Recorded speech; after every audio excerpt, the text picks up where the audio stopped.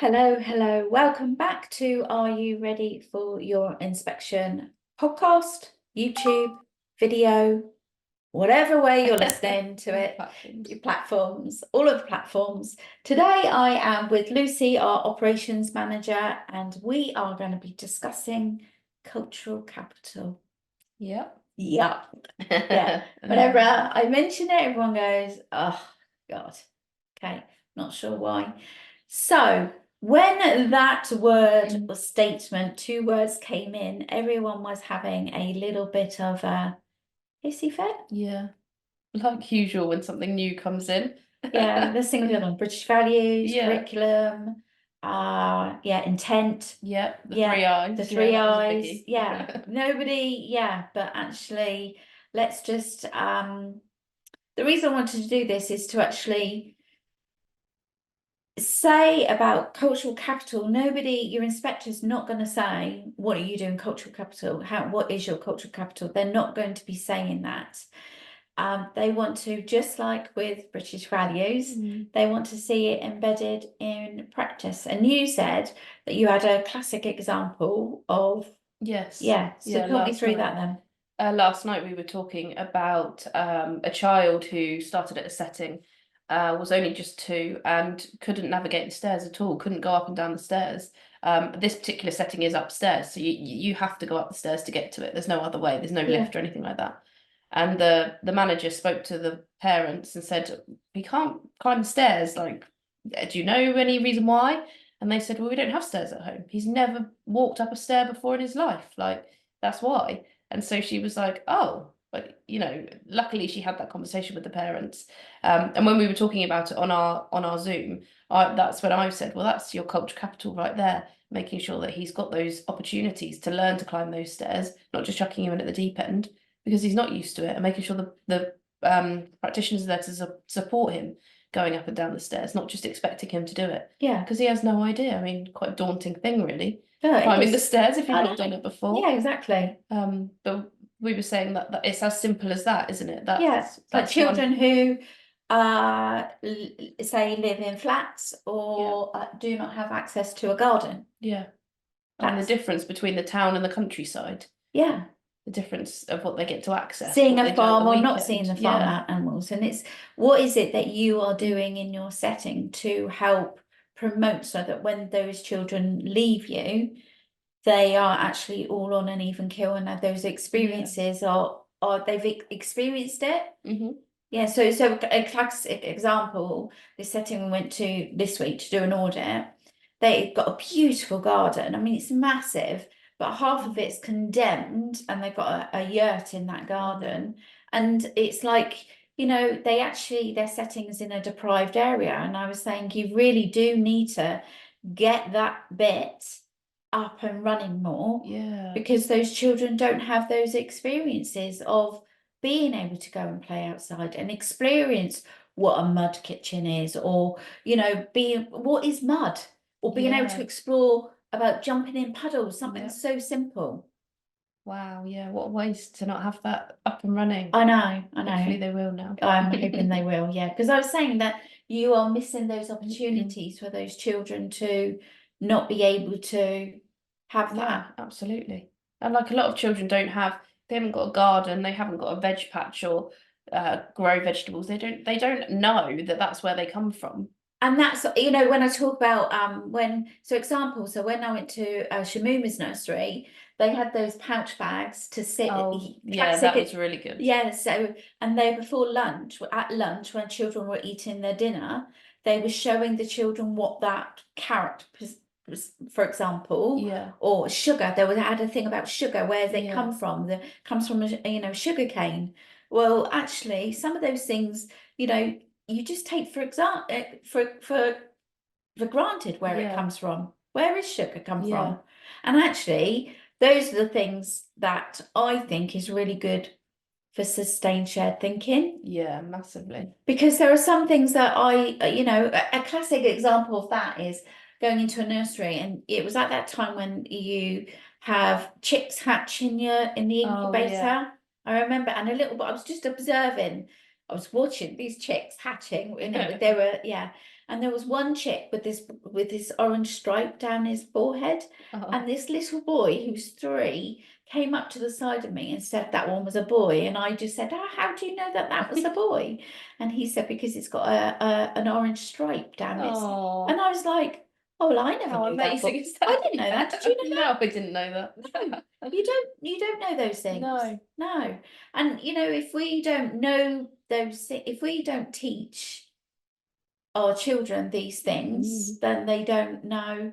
A classic example, and this is, and luckily my son does not listen to this podcast. Oh God. Did I tell you about the time about the seat? Have I told you that? I don't think so. So, Harry, I'm going to name and shame him because he won't listen. But hey ho, somebody might listen and go, Harry, your mum mentioned you on the podcast. Talking about you. When he first started to learn to drive, or not learn to drive, no, he did. He was learning to drive, and he had a car. So he passed his test and learned to and he parked his car outside our house, and it needed to be moved because I needed to park my car. Yeah, and obviously my car takes priority, obviously. He wasn't around, and I was thinking, I'm gonna have to move his car to move my car. So I got in, I'm gonna put my hands down here. I got in the car, and his seat was like this, and he's tall, Harry. And I was lying back, and I couldn't see out of the windscreen. And I remember thinking, oh my God, how can he ever drive like that? I know he's tall, but how uncomfortable, yeah. But when he came home, and I said, mate, why is your seat like that? I don't understand. And he said, well, what do you mean? And I said, well, when I moved a car, I couldn't move it. I moved it, but I needed to put my seat up because I couldn't see out the windscreen. And he went, well, I didn't know my seat moved. He's gonna That's die. hilarious. I know. And I said, there's a button at the side, mate, of your seat. You just turn it and it makes your seat go up so you can see out the windscreen, out of your car. And he went, Mum, nobody's ever taught me that. Yeah. Not even his driving instructor. How weird. Yeah, but if you don't teach somebody this, how are you going to know? Well, you wouldn't, would you? That's a classic example of all those things. Yeah. He didn't even know that the windscreen wipers could go intermittent. So it was Constantly really fast. Yeah, exactly. But if you don't know. No. If no one's taught you, then you wouldn't know, would you? No. Unless you just stumble across it somehow in adulthood. I felt bad that I hadn't done my parenting bit and taught him that the car was like that, but he knows about it now. We laugh about it now. But it's the classic thing in settings. If you don't teach children these things, that when they're older, they have a clear understanding. Yeah. So it's all those children that you experience, and it's not children who are from deprived areas as well. It's children who are from affluent areas who have all those things. And a classic example of this is a childminder who was doing some training with us a number of years ago.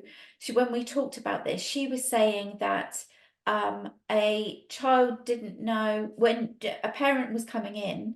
And she said, she was doing all about maze, and she said, oh, does your little one know how to do a jigsaw puzzle and stuff, where they are on the learning? And she said, yes, she does. She does them on iPads. Oh, no. Yeah, look at your face. How is that even? Wow. So this little one was just literally doing a jigsaw puzzle with this one finger, and this little one couldn't open her lunchbox because she hadn't been using these fine motor skills. Yeah. Gosh. Well, that's scary, isn't it? So she said she spent a number of weeks and months training her to open this and open her own packet of crisps. Yeah. Because she didn't know how to do it. All she was doing was doing things on an iPad. That's one thing that stuck with me actually when we worked at our old setting.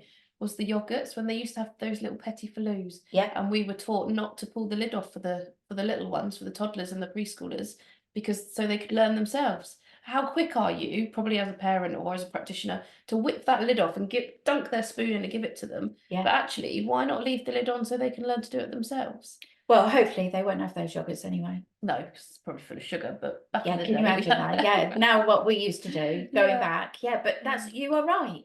Yeah. If they don't know. Remember that. So how are they supposed to be able to cut, use scissors if we're not using these big skills, these skills in here. And actually snack time's a really good example of that, isn't it? When you go to a setting and they've got all this fruit cut up in the middle of the table, ready to go, and the children just have it as it is. They don't actually know what the apple looks like or how to peel a satsuma. No. I mean, what great learning is that?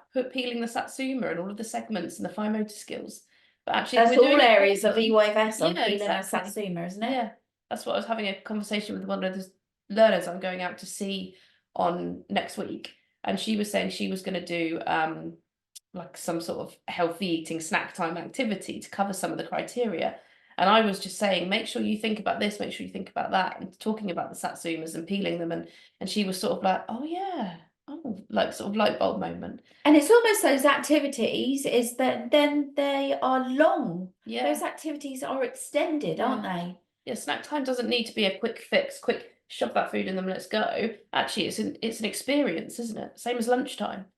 It's not just a meal time, it's an experience. And actually thinking about that with cultural capital, how many children don't get to experience things like, say, for example, how great would it be if you had an activity where you use chopsticks, for example? Yeah.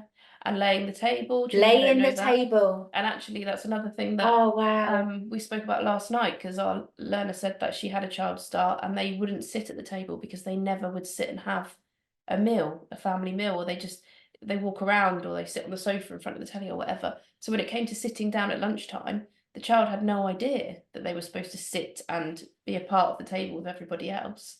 They were just getting up and falling off their chair and all sorts. But how many children sit in front of an iPad or a telly probably and eat their dinner rather than sit around the table with their family and talk? Which is why lunchtimes are so important, aren't they? Yeah.